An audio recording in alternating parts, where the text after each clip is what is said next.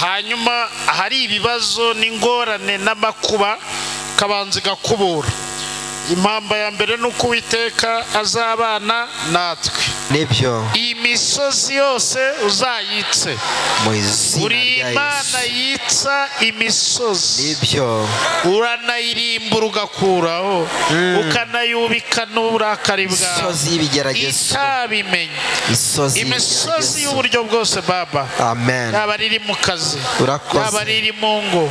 Yaba ari aho muri quartier aho tuba. Uwiteka uzabikora. Zarwane n'ibyo twebwe tudashoboye. Banye natwe. Ndavuze ngo Imana yabanye natwe. Kandi Imana yaraturinze. Niyo mpamvu nshaka ko tubanza tukayizamurira amaboko. Tukayizamurira amaboko tuyibwira ngo Mwami warakoze. Haleluya. Mana warakoze, watugiriye neza. Tuyikomera amashyi menshi menshi, impundu nyinshi z'urwunge, tubwira Imana ngo Mana turagushimiye ko wabanye natwe. Uyu mwaka ujya gutangira, nanone twari turi mu nzu y'Imana. Nibwira ko Imana yabanye natwe. Icyo nibuka cyo nuko Imana yabanye natwe. Mu bintu rero Imana yadukoreye dukwiriye gushima nk'itorero harimo byinshi, ariko twabashije kureba bimwe ibintu bakwita ko utagiye mu isesengura ryinshi. Twasanze Imana yaraduhaye abana twasengeye hano mu rusengero. Abo bana tubatura Uwiteka, tubyita dedikasi. Abo bana twabonye abana 105. Si benshi, urebye uko tungana wagira ngo ni bake, ariko ukuyemo abantu batakibyara, kuko hano barimo benshi, wasanga aba bana Imana yaduhaye ari benshi. Katwongere dushima Imana ku bw'abana Imana yaduhaye, nibo mpereyeho dushima Imana. Turi hano twasengeye urubyiruko, n'uyu munsi turabasengera. Twasabye Imana ubukwe, turi hano turavuga ngo Imana uzaduhe gushyingira abakobwa bacu, abahungu bacu nabo bazarongore. Buriya nta kintu kibi nko kuba ingaramakirambi, ukajya wa musore washimbaga ni byiza, ariko no kugira urugo rwawe ni byiza cyane. Ni byiza rero. Ubukwe twashyingiye hano mu rusengero, ndavuga ubwaho, ukuyemo ubundi bwabereye hirya no hino, bwaba ari ubwabereye Uganda, bwaba ari ubwabereye Gisenyi n'ahandi hose, twasanze nibuze hano mu rusengero couple 47, ubwo bangana n'abasore n'inkumi 94. Ako naga ayo mashyi muhaye Imana ni make pe, ni make. Imana yumve ko tuyishimye. Imana yaduhaye ubukwe, kandi Imana izongera iduhe n'ubundi. Baze kunkorera imibare n'abandi bagiye ahandi, nabo ni abacu. Abo twashyingiye nabo ni abacu, baba ari abagiye ahandi bose. Abo bantu ni ubukwe Imana yaturemeye. Ndumva twakongera tukayishima kandi tukayihimbaza. Twasanze mu mibare, ubwo ndavuga ivugabutumwa, abo twabatije muri uyu mwaka twabatije abantu 232. Nabyo twakongera kubiha, guha Imana amashyi menshi tuyishima, kuko niyo yabanye natwe. Kandi aba bantu Imana yaduhaye, cyaduha ntibazagwe, bagakomeza inzira ijya mu ijuru. Rero tubishimiye Imana mu byo yakoze. Bari hano muzi ko twari dufite icyifuzo cy'uko urusengero rwacu dutangira kurushyiramo terazo. Abantu mwese mwabigizemo uruhare, ndagira ngo mbashimire, ariko dushime n'Imana tuyikomera amashyi, ko faze nibuze ya mbere nayo Imana yidushoboje. Kongera Imana amashyi menshi menshi menshi menshi.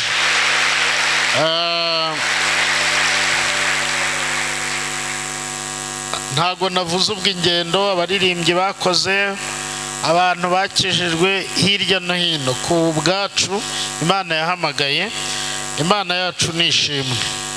Ndavuze ngo Imana yacu nishimwe. Mfite ibintu rero tugiye gukoreramo. Icyambere byaro gushima Imana, ariko harimo n'ibindi yaduhaye n'abapastori b'abagore. Abagabo bo ni ibisanzwe, ariko abagore ni ibidasanzwe. Imana nayo nanone tuyongera amashyi, tuyongera amashyi. Hari abantu mutari gukoma amashyi ngo mushime Imana, niba ari ishyari. Ariko Imana yakoze ibirenze. Ndumva nshaka ko dusoma ijambo ry'Imana, tukaza gufata umwanya wo gusenga. Maze iminsi ndwaye gripe mbi cyane, ariko ndumva nanjye Imana iri bumfashe, hanyuma ibintu bikagenda neza. Ndagira ngo rero mbahe impamba. Ubu duhagaze ku nkengero tumeze nk'abantu bagiye kwambuka, kandi ikiraro tugiye kucyambuka mu izina rya Yesu. Turava mu kiraro cya 2025 tujya mu kiraro cya 2026. Kandi umuntu uri ku nkombe hari igihe yatindiganya gatoya ikiraro kigacika, ariko ntabwo kiri bucike, turambuka. Umuntu utarapfuye muri uyu mwaka, muri aya mezi, twizere ko Imana n'ubundi iri bumuzigame. Ndagira ngo rero munyemerere tugiye gusoma ijambo ry'Imana imirongo gusa, hanyuma twinjire mu mwanya wo gusenga. Ndababwira ibyo dusengera. Ndagira ngo impamba ya mbere iri mu gutegeka kwa kabiri. Gutegeka kwa kabiri igice cya 31 n'umurongo waho wa 8. Muraza kunyemerera kubera nyine gripe ndi kuvuga gake kugira ngo nijere bize kuvamo. 31:8.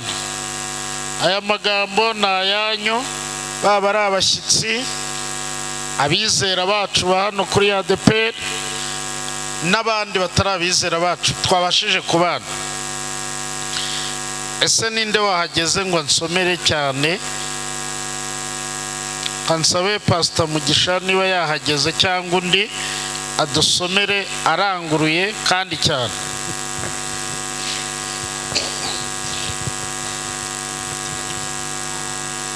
Gutegeka kwa kabiri 31:8. Reka dusome. Uwiteka ubwe azakujya imbere, azabana nawe, ntazagusiga, ntazaguhana, ntutinye, ntukuke umutima. Amen. Amen. Ijambo impamba ya mbere. Uwiteka ubwe azakujya imbere. Abantu tumaze iminsi turi gusenga, twabonye Imana ariyo yonyine ijya imbere y'abantu.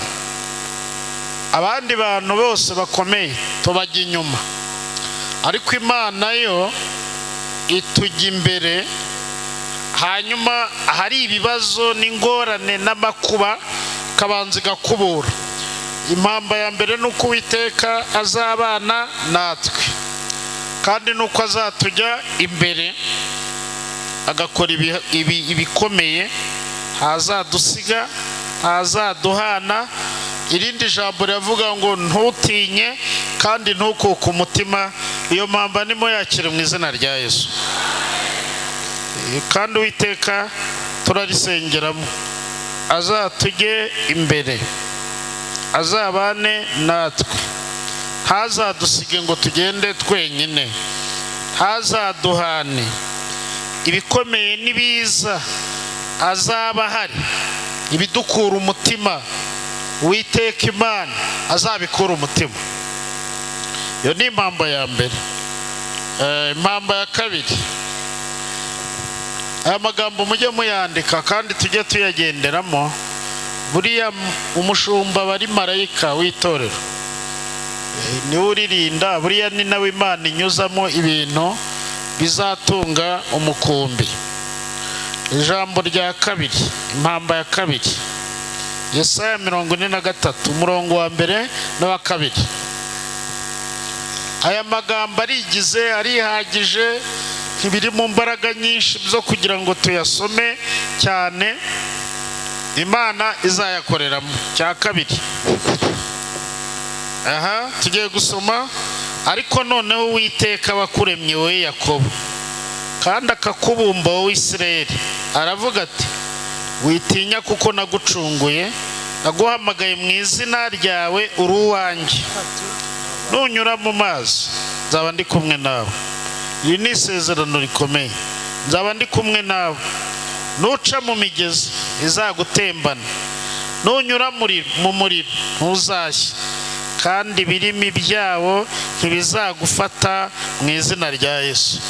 Nimumvugire ngo amen.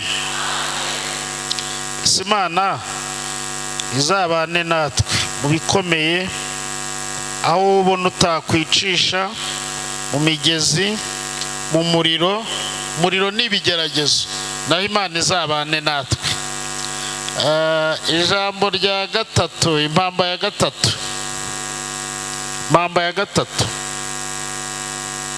Kuva 13:21. Kuva 13 umurongo wa 21 n'umurongo wa 22 haranditse ngo Uwiteka ku manywa yabagendaga imbere ari mu nkingi y'igicu ngo abayobore, nijoro yabagendaga imbere ari mu nkingi y'umuriro ngo abamurikire, babone uko bagenda ku manywa na nijoro.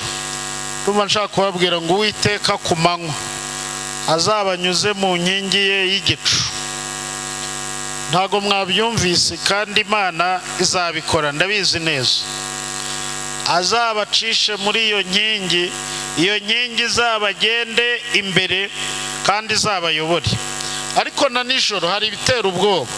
Hari n'igihe umuntu aba ariko ajya kubona ukabona buranije, abantu mwese buziriraho. Uwiteka Imana azazane n'inkingi y'umuriro, kandi iyo nkingi niyo kubayobora. Cyaduha tukazagendana n'iyi nkingi, n'iki gicu tukagendana nacyo. Imana ikazabagenda imbere, kandi iyi nkingi y'Uwiteka ntizave imbere y'ubwoko bwayo, yaba ari ku manywa yaba ari na nijoro. Uwiteka Imana azabane namwe. Ndashaka kuvuga amagambo makeya. Ubu twese turi hano, hari ibintu nshaka kubabwira, muntege amatwi kuko tugiye kubisengeramo. Icya mbere uri kwibaza, ni iki uyu mwaka ukuzaniye? Hanze hari abantu bayo nabo barimo kureba ibindi, ariko twebwe twahisemo. Uyu mwaka uri kubyibaza, urumva n'ibibazo ari igihumbi. Ni iki uyu mwaka unzaniye?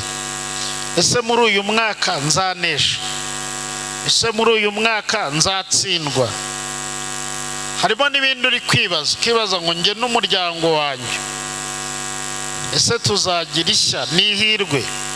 Kuko hari n'igihe abantu bahura n'ingorane n'ibigeragezo, ariko Uwiteka Imana twavuze ngo muri iri joro tugiye gusenga, uyu mwaka Uwiteka Imana ntazadusiga, ntago tuzagenda twenyine. Icyaduha tukazagendana n'Imana. Ndagira ngo mbabwire tuzagendane n'Imana. Imana y'ubwayo tugenda imbere, izakubura ibintu byose bibi, kandi Imana izatugirire neza. Ibyo bintu ntago muri kubyakira, ariko Imana yacu ibasha gukora ibintu bikomeye. Muri uyu mwaka ugiye kuza, abari gusengera ibibi, nge ntago ndi kubisengera. Imana rero izatugende imbere, kandi Imana izabane natwe, kandi Imana izatugirire neza. Ijambo rya nyuma nshaka kubabwira, tugasenga riri muri Yeremiya 29 murongo wa 11. N'iri jambo tugiye gusengeramo riravuga ngo erega nzi ibyo nibwira nzabagirira ni amahoro si ibibi, kugira ngo mbareme umutima w'ibyo muzabona hanyuma, ni ko Uwiteka avuga. Umugambi w'Imana ku banyamuhoza n'abandi turi kumwe, ndagira ngo mbabwire ko urimo amahoro, urimo n'ibyiringiro. Ntabwo tuzi inzira bizacamo. Amahoro ashobora kuza ariko bikomeye nk'uko mwene data waje aha ngaha yabivuze, ariko Imana icyo yifuza, icyo igambiriye kutugirira ni ibyiza, ntabwo ari ibibi. Ariyo mpamvu nshaka kubabwira ngo rero mwe kwiyaturaho ibibi. Tugiye kwatura ibintu bikomeye. Dutangira uno mwaka twarasenze, kandi ngiye mu gitondo nabonye ibihamya n'ibimenyetso by'uko Imana yabanye natwe ikatugirira neza. Reka rero uyu mwanya mbabwire ngo Imana izabajya imbere mu izina rya Yesu, kandi ntacyo tuzatinya turi kumwe nayo. Imana izabarinde gucikira intege imbere y'ibintu, kandi Uwiteka Imana yabikatagiye. Uwiteka Imana azakatagire ibintu byose bibi n'ibintu byose biturwanya n'imbaraga ziturwanya, azatuzanira amahoro mu izina rya Yesu. Nuba nshaka ko muhaguruka tugasenga. Tugiye gusenga. Twashimaga Imana, ariko turanashaka ko Imana izabana natwe. Tugiye kubwira uno mwaka wa 2025 tububwire ngo bye bye. Ubwire amahane, ubwire ibibazo, ubwire intambara, ibintu bibi byose wahuye nabyo. Ndumva nshaka ko dusenga Imana tukayibwira ngo Mana, ibi byaturwanyije, izi ntambara twagize zimeze gutya, tukabwira Imana ngo Mana, turashaka kuvuga ngo bye bye, wabibiwe. Tubibwire ibyakugoye, inzara yakuriye, ubushomeri bwakuriye. Umugambi w'Imana ni umugambi w'amahoro. Hanyuma niturangiza gusengera icyo cyifuzo, ndababwira ikindi cya kabiri turi busengere. Hanyuma sindumva Josiane pasiteri asenga, ndumva nshaka kumuhamagara kaza hano. Mbese kuko Imana mu byo yaduhaye harimo n'abapasitori b'abagore, ndashaka ko nawe asenga. Twabwira Imana ngo Mana bye bye. Hari ibintu byatubabaje, nanjye narebye mbona hari ibintu byambabaje. Nabonye imiryango njyana kuri televiziyo imvuga ibintu bitari byo, ndababara mu mutima. Ariko nanjye ibyo byose nabonye n'ibindi ntavugiye aha ngaha. Nanjye ndashaka kubwira Imana ngo harabaye ntihakabe. Tugiye kwatura amahoro, tugiye kwatura umugambi w'Imana kuri twebwe, tugiye kwatura kugira neza kw'Imana kuri twebwe, kandi abantu bose bagiye gusenga. Buri wese asenge. Ndababwira icyifuzo cya kabiri, kadusengere mu izina rya Yesu. Buri muntu wese nahaguruke mu mwanya we, usenge uko Imana, uko wumva umutima ugutegeka.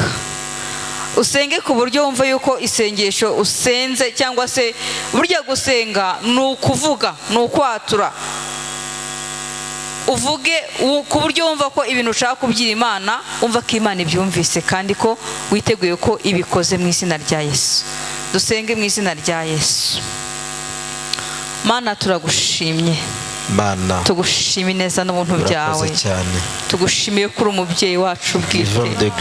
Tugushimiye ko wabanye natwe amezi yose yatambutse. Uyu mwaka 2025 Mwami wabanye natwe, watubereye ikiraro, watubereye icyambu. Mwami wabanye natwe, uraturinda igitero cy'amahanga, uturinda umwanzi Satani, turinda ibyaduhigaga, uba mu ruhande rwacu. Ababyeyi wabanye nabo gisasiro bagiye Mwami, kubyara mu izina rya Urakoze Yesu cyane Kristo ko wabanye natwe. waraturinze mu Urakoze nzira zose cyane twagiye kuko dukora mu ngendo zose waturinze. twakoze waturinze impanuka Waturinze. waduhaye ibyo kurya igitare Waraturinze. cy'amahanga wabanye natwe ntacyo Hari twagushinza byinshi byagombaga kudukura icyubahiro mu n'ikibi gakiza. cyawe yewe Hari Uwiteka we ibitero byinshi by'abadayimoni. twakuvuga gute se Mwami. ko imbabazi zawe zirengeye Haleluya. ku buntu bwawe Warakoze cyane burengeye kubana natwe. Warakoze cyane kuturindira. Dawidi niwe wavuze ngo Warakoze cyane aravuga ngo mana kuturwanirira. ngo nkwite ndetse Utaturwanirira. nkwite nde ngo muzi uko nakuvuga arangira avuga ngo mana we Mwami. nguriya Ijwi ryacu riba natwe turavuze ryaracecetse. nguriya natwe Ntabwo turavuze tuba nguriya Ntabwo natwe tuba turavuze tukigenda. nguriya Ntabwo tuba mu byo wadukoreye tukigenda. byose Mwami, warakoze, mu byo witeguye kudukorera warakoze. turagushimye Haleluya. turagushimye Oh, Uwiteka. turagushimye Warakoze cyane, turagushimye Warakoze wabanye cyane. natwe mwami wadufatiye ibyaduhigaga byose wadufatiye mwami imigambi y'umwanzi sekibi yewe Uwiteka we abagiye ku gisasiro wabanye nabo hari abantu barwaye satani yagiye atega imitego y'uburyo butandukanye ariko waraturinze ariko wabanye natwe ari nayo mpamvu tukubwiye ngo mana kuko tuzi neza ko witeguye kutugirira neza iminsi yose ariko ijambo ryawe ritubwira mu izina rya Yesu komeza kubana natwe uyu mwaka 2026 uzabane natwe mu buzima bwacu bwose mu ngendo zacu zose tuzakora mu izina rya Yesu uzabane natwe uzatugire neza ineza n'ubuntu byawe bizatubera byinshi kandi bigure rwose mu izina rya Yesu umugisha mu itorero ryawe 2026 umugisha mu rubyaro tuzawubone umugisha mu kazi kacu mu izina rya Yesu abazakizwa uyu mwaka 2026 bazabe benshi Imana bazabe benshi kurusha abarimbuka reka bazirimbuka Uwiteka Imana bazabe bakeya ndetse uzatanga kiza kuri bose kuri benshi mu izina rya Yesu kuko intego yawe waratubwiye ngo wazanywe no gutanga ubuzima no gutanga ubugingo ndetse bwinshi mu izina rya Yesu reka umwaka 2026 uzo mwaka wo gutanga ubuzima wo gukiza abantu bawe wo gutanga uburyo mu izina rya Yesu abakora bizemere mu izina rya Yesu Kristo abacuruzi bacuruze byemere mu izina rya Yesu abaganga bazavura byemere mu izina rya Yesu ababyeyi bazabyara byemere mu izina rya Yesu mwami reka Uwiteka Imana umusaruro uzabe mwinshi mu izina rya Yesu Kristo ababyeyi bazashyingire ababyeyi bazabyare abahungu bacu bazarongore mu izina rya Yesu yewe Uwiteka we turagutumiye kugira ngo uzatubere umushorera muri uyu mwaka 2026 nituwusoza amahoro tuzagushima kandi twizeye kuzabikora mu izina rya Yesu mu izina rya Yesu yewe Uwiteka we reka uyu mwaka 2026 reka twe kuzagarukiriza aho tugeze ahubwo tuzakomeze tugende mu buryo bw'agakiza mu buryo bw'ubugingo ndetse no mu buryo bwa finansiyeri mu izina rya Yesu reka uzatwagure impande n'impande kuko uri umubyeyi wa twese kandi kuko yiteguye kutugira neza twizeye mu izina rya Yesu Kristo urakoze amen. Data wa twese uri mu ijuru Haleluya. uri Imana yacu bwite uri Imana idukunda uri Imana yabanye natwe hereye ukwezi kwa mbere Uwiteka twibutse imbabazi zawe twibutse kugira neza kwawe twibutse gukora kwawe Haleluya. twibutse mwami ibintu wahiritse uko wahiritse birahari ibintu byinshi birahari byarwanyaga ubugingo bwacu birahari hari ibyo wakatagiye birahari urabikatagira hari ibiziga wacomoye ya Farawo urangije utugirira neza uriyerekana nk'Imana ifarashi n'uwihetse urangije urangije Babirashyira mwami mu nyanja. ubishyira imuhengeri urigaragaza kandi wishyirisha hejuru gukomera kwawe kuko n'ubundi gukomera ni ukwawe turavuze ngo gukomera ni ukwawe gukomera ni ukwawe Yo. baba turagushimye inziga za farawo wacomoye ibitovu wagiye utema yaba ari mu kwezi kwa mbere kwezi kwa kabiri kwezi kwa gatatu kwezi kwa kane kwezi kwa gatanu turagushima kugera mu kwezi kwa 12 Amen. impanuka waturinze Yo. uwiteka Jehova Rafa Mwami ni wacu. Imana yadukijije Mwami kandi uri wacu. Imana yabanye natwe Mwami wacu. rero uyu mwanya turagushima turagushima turagushima turagushimye turagushimye turagushimye turagushimye aho byagiye byanga ariko ukiyerekana abanyuze mu butayu abanyuze mu butayu nabo wabahaye mano biremera Mwami. te remercions notre Dieu Mwami. Dieu omniscient Yo. omnipotent nous te remercions de tout ce que tu as fait witeka wakoze ibihambaye wakoze ibihambaye Yeah. ubugingo bwacu waratwimanye Tout ce que tu as fait uratwimana en notre faveur.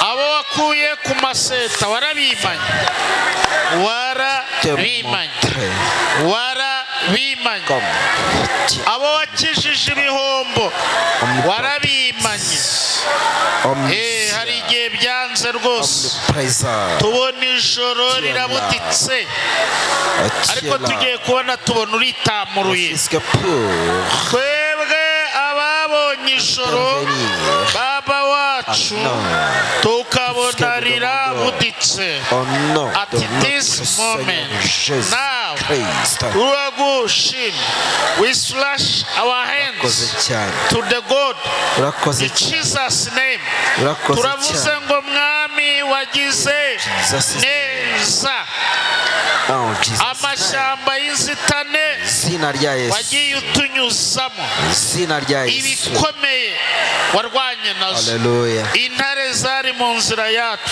ibirura byari kuduconshomera turagushimye Uwiteka aya maboko tuyazamuye imbere y'Uwiteka Imana tugushima tukuzamuriye amaboko tukuzamuriye amaboko tukuzamuriye amaboko turagushima turagushimye Uwiteka tukuzamuriye amaboko tuzamuye amajwi yacu tuvuga ngo warakoze warakoze Yesu warakoze warakoze warigwatirije warigwatirije warigwatirije warigwatirije warigwatirije Baba si kubw'amaboko si kubw'imbaraga si no kubw'ubushake bwacu ahubwo ni kubw'Uwiteka Nyiringabo wahabaye warahabaye mu kazi warahabaye warahabaye ducuruza warahabaye haleluya aho twari dutuye warahabaye amagambo yari kuduhitana warayahitanye Uwiteka turagushimye turagushimye turagushimye turagushimye ineza yawe yabaye nini kuri twebwe ineza yawe yabaye nini kuri twebwe ineza yawe yabaye nini kuri twebwe ibyo biduteye rero kugushima Uwiteka Uwiteka ineza yawe mwami yatumye tudashiraho twebwe twari gushiraho ariko ntitwashizeho, imiryango yari gushiraho ariko ntiyashizeho, indwara zari kuduhitana ariko ntago zaduhitanye. Uwite turagushimye, wumve ko tugushimye, wumve ko tugushimye, wumve ko tugushimye. Abagore baragushimye, turaguhimbaje. Abo warindiye ingo baragushimye, zari zigiye gusenyuka urongera urazisana. Turagushimye. N'uyu mwanya zitari zubakika, dutegetse itegeko ry'amahoro kuri ryo, kuko ijambo ryatubwiye ngo erega ibyo wibwira ibyo uzatugirira ni amahoro si ibibi, kugira ngo tureme mu mutima w'ibyo tuzabona hanyuma. Ni ku Uwiteka Imana yacu ivugana muri iri teraniro natwe. Rero Uwiteka na za ngo byananiranye, ariko kuko uri Imana ishobora byose, ukorera ahantu mwami abantu badakorera. Domaine de définition yawe ni domaine du vin y'Imana. Niyo mpamvu twatuye iyo domaine de définition uzakoreramo kuri twebwe ku bintu bidashoboka. Ibyo abantu bavuga ngo c'est impossible, twebwe turavuze ngo c'est possible. Niyo mpamvu mwami turirukana mu izina rya Yesu ibintu byitwa impossibilité, kuko mu kwizera tout est possible. Niyo mpamvu rero mwami imisozi yose iri imbere yacu uzarwane nayo, iyi misozi yose uzayitse. Uri Imana yitsa imisozi, uranayirimbura ugakuraho, ukanayubika n'uburakari bwawe itabimenye. Imisozi y'uburyo bwose Baba, yaba riri mu kazi, yaba riri mu ngo, yaba iri aho muri karitsiye aho tuba, Uwiteka uzarwane n'ibyo twebwe tudashoboye. Imbaraga zawe nyinshi zizakora ibyo abantu batakora. Uyu mwaka ibyago n'amakuba twagize, waratubwiye ngo amakuba n'ibyago by'umukiranutsi ni byinshi, bari kuwiteka mukiza muri byose. Baba uzadukize muri byose, uzadukize muri byose, uzagende ahantu hari amahwa uyadukurire mu nzira, ahantu hari ibibazo n'intambara mwami biremere. Uri Imana izabana natwe kandi uri Imana izatugirira neza. Uyu mwanya rero dusenga Uwiteka Nyiringabo, twagusabye uyu mwaka kuduha imbaraga ziba muri uyu mujyi, imbaraga ziri spirituel z'umwuka, imbaraga z'iby'umubiri.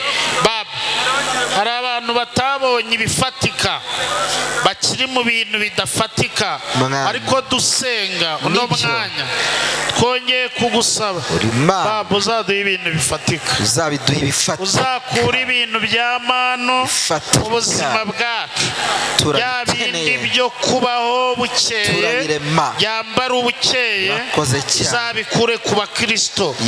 Umwuka w'inyatsi uzakurweho mu izina rya Yesu, umwuka w'uburwayi at this moment dusenga na wa mwuka w'uburwayi y'abadayimoni batera, uri Imana idukiza. Ibyo bintu byose bimeze bityo turabisengeye, reka imbaraga z'Uwiteka Imana zizanige, zizananize, zizakureho iby'abantu, hanyuma hazeho ibintu by'Imana. Baba tugusabye kutanyagwa, tugusabye kutazatunyaga. Baba ntuzatunyage, ntuzanyaga abakristo, abagukiranukira, abagusenga ku manywa na nijoro. Baba wacu uzabane nabo, ntuzigere wemera kubanyaga icyo bari bafite, ahubwo mwami uzongere wongereho umufato, wongereho ibintu bifatika mu izina rya Yesu. dusabye kuzabana natwe nibyo duherekeje uno mwaka wa 2025 nibyo ibyatubabaje byose yo dukuyeho mu izina rya Yesu mu izina rya Yesu ibyatunanije byatumye tugera kure yawe ibyatumye tutagenda mu nzira neza ibyatumye abantu baba barukomanya imbari ibyo bintu byose byabayeho bityo dusenga tubikojeho imbaraga z'amasengesho nibyo tubikojeho imbaraga ziri mu maraso ya Yesu